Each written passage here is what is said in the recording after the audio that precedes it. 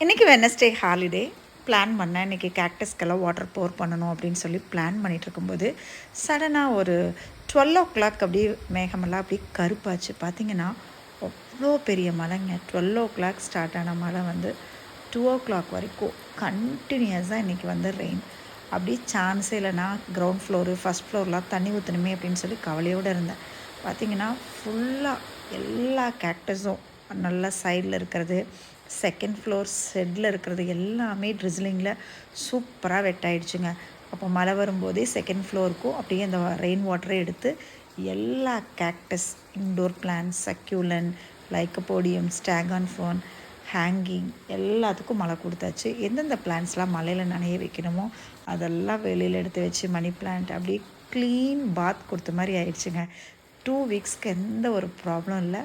சூப்பராக எல்லா பிளான்ஸும் நனைஞ்சிச்சு.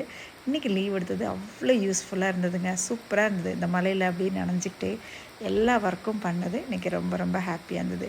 இந்த மாதிரி மழை வந்து மந்த்லி ஒன்ஸ் ட்வைஸ் வரும்போது இந்த கேக்டஸ் எல்லாம் கிளியர் ஆயிரும். ஏதாவது இன்ஃபெக்ஷன்ஸ் இருந்தாலும் போயிடும். அதே மாதிரி நியூ க்ரோத் வந்து அப்படி ஸ்டார்ட் ஆகுங்க, சொல்லவே முடியாது. அதுக்கப்புறம் நியூ க்ரோத், நல்லா ப்ளூம்ஸ் வரும், நிறைய பிரான்ச்சஸ் வரும். அதெல்லாம் நான் நிச்சயமாக நெக்ஸ்ட் வீடியோவில் உங்களுக்கு அப்லோட் பண்ணுறேன்.